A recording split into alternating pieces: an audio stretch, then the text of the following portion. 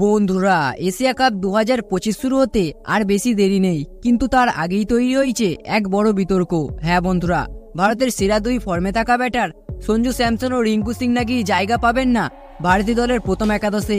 কেন বাদ পড়তে পারেন তারা, আর তাদের পরিবর্তে প্রথম একাদশে কেন সুযোগ পাবেন শুভমান গিল এবং শিবম দুবে? তো বন্ধুরা, এই সমস্ত বিষয় নিয়ে বিস্তারিত আলোচনা করবো আজকের এই ভিডিওটিতে।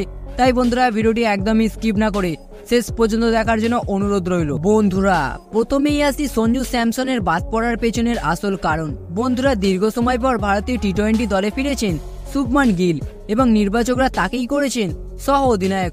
প্রধান নির্বাচক অজিত আগারকার জানিয়েছেন, ব্যস্ত সূচির কারণে টি-20 দলে সুযোগ পাননি শুভমান গিল, আর সেই জায়গাতেই সুযোগ পান সঞ্জু স্যামসন।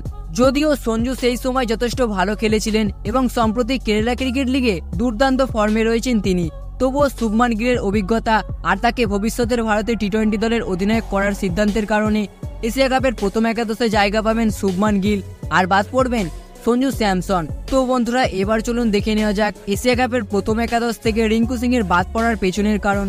বন্ধুরা, কিছুদিন আগেই ইউপি টি-20 লিগে রিঙ্কু সিং ধারাবাহিকভাবে ভালো পারফরমেন্স করেছিলেন, কিন্তু এশিয়া কাপে টিম ম্যানেজমেন্ট চাইছে ব্যাটিং এর পাশাপাশি একটি অতিরিক্ত বোলিং অপশন, আর সেই কারণেই রিঙ্কু সিং এর জায়গায় একাদশে সুযোগ পাবেন শিবম দুবে। কারণ শিবম দুবে মিডল অর্ডারে বড় শট খেলতে পারেন তাই নয়, একই সাথে মিডিয়াম পেসে গুরুত্বপূর্ণ ওভার বোলিংও করতে পারেন। আর এই অতিরিক্ত সুবিধার জন্যই রিঙ্কু সিংকে ছাড়িয়ে এগিয়ে গেলেন শিবম দুবে।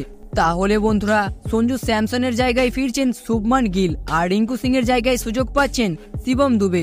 অর্থাৎ ভারতীয় দলের প্রথম একাদশে এই দুই পরিবর্তনই হতে পারে সবচেয়ে বড় চমক। তো বন্ধুরা, আপনারা কি মনে করেন, সঞ্জু স্যামসন আর রিঙ্কু সিংকে বাদ দেওয়া কি সঠিক সিদ্ধান্ত, নাকি তাদের রাখা উচিত ছিল একাদশে? তো বন্ধুরা, এই বিষয়টিকে নিয়ে আপনার কি মনে হয়? আপনার মূল্যবান মতামতটি অবশ্যই কমেন্ট বক্সে লিখে জানাবেন। তো বন্ধুরা, ভিডিওটা দেখে যদি একটু ভালো লেগে থাকে তাহলে ভিডিওটিতে অবশ্যই একটি লাইক করে দেবেন এবং চ্যানেলটিতে নতুন হলে অবশ্যই চ্যানেলটি সাবস্ক্রাইব করে দেবেন। ধন্যবাদ।